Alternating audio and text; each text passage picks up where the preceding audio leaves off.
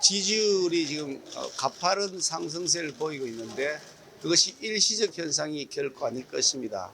왜냐하면 현장에서 제가 직접 느끼고 경험하는 민심은 뜨겁게 달아오르고 있는 것이 확인되기 때문입니다.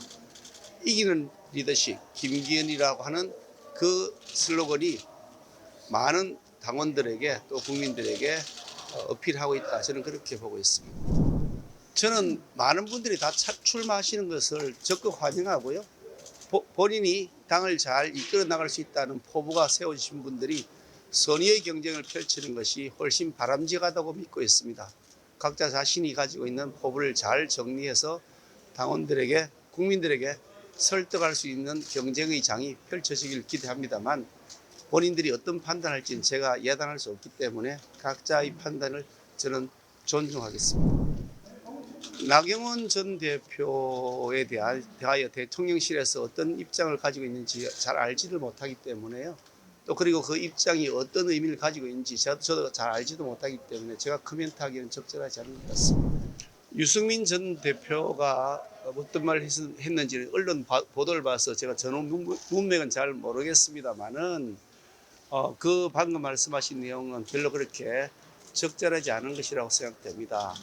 다만 본인의 선거 캠페인을 위한 전략 차원에서 그런 발언을 했을 수는 있겠다라고 짐작하는데 어느 누가 당대표가 되든지 자신과 반대되거나 자신의 마음에 들지 않는 사람을 전부 다 척결하겠다, 배제하겠다라고 하는 것은 민주정당의 운영 방식이 아니라는 말씀을 드리고 싶습니다.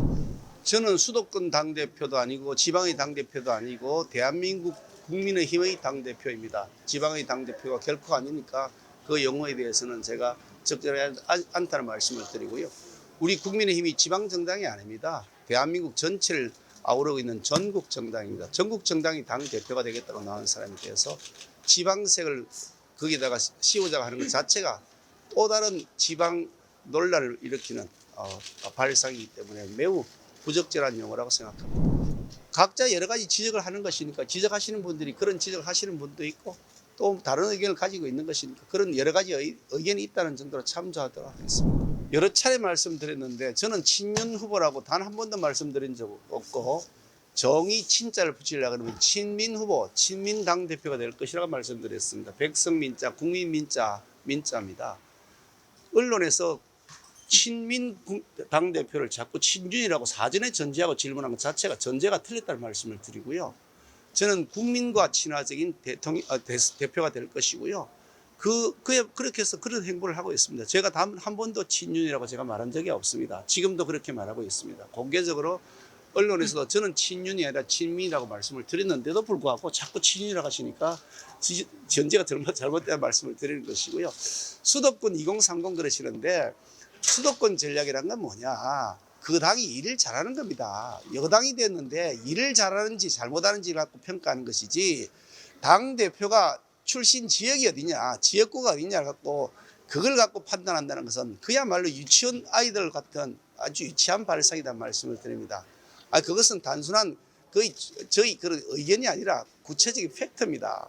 아니 수도권 출신의 황교안 대표 당대표를 해서 바로 3년 전에 우리가 폭망했습니다. 참패했잖아요. 그리고 영남권 대표 박근혜 대표 그리고 강재섭 대표할 때 우리가 압승했습니다. 과반 차지했죠. 그래서 어느 뭐로 보더라도 출신 지역을 가지고서 당대표 출신 지역을 가지고서 거론하는 것 자체는 팩트에도 맞지도 않고 옳지도 않다는 괴변이다 말씀을 드립니다. 제가 조금 전에 강연에서 말씀드렸습니다만은 여야 관계, 당정 관계는 당정대라 그러나 요즘 뭐라고 해야 되나 발음 당정 관계라 흔히 큰 틀의 넓은 의미에서 당정 관계. 당정 관계는 아주 물 흐르듯이 원활하게 소통이 돼야 되는 겁니다. 가다가 가로막힌 그런 것이 있어서는 안 되는 겁니다. 그 물 흐르듯이 잘 흐르려면 충분한 소통과 공감이 이루어져야 되는 겁니다. 대통령 따로 생각하고 당 따로 생각하고 그렇게 한다 그러면 그것은 올바르게 돌아갈 수 있는 당정관계가 아니겠죠.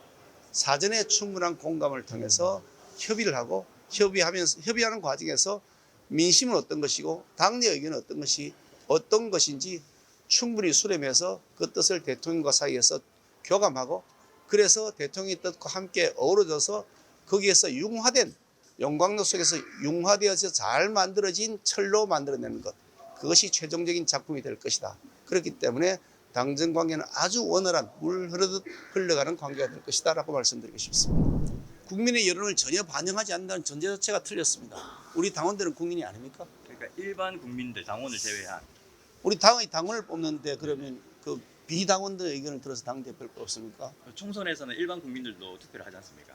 지금 총선이 아니지 않습니까? 그러니까 이 전당대회가 내년 총선에 어떤 영향을 미칠지에 대해서 아주 좋은 영향을 미치죠. 우리 당이 가장 훌륭한 지도자를 뽑아서 가장 훌륭한 지도자가 당을 이끌어가면 국민들이 가장 적극적으로 호응해 주시겠죠. 아니 우리 한국 축구팀의 감독을 뽑는데 일본 국민들의 의견을 30% 반영하라. 그게 가능한 얘기입니까? 일본 국민들 30% 의견을 안 들었다고 해서 우리 한국팀 감독이 제대로 못할 것이다 라고 만약 한다면 그건 궤변 중에 궤변이죠. 홍준표 시장이 가지고 있는 정치적 영향이나 또 그 위상 자체가 대한민국 정치에서 커다란 영향을 미치고 있습니다. 또 그리고 대구시정을 좀 보살피면서 또 중앙 정치에 대한 의견을 내고 하는 것은 저는 긍정적으로 보고 있고요. 대구시정이 별도로 독립된 행정이 아닙니다.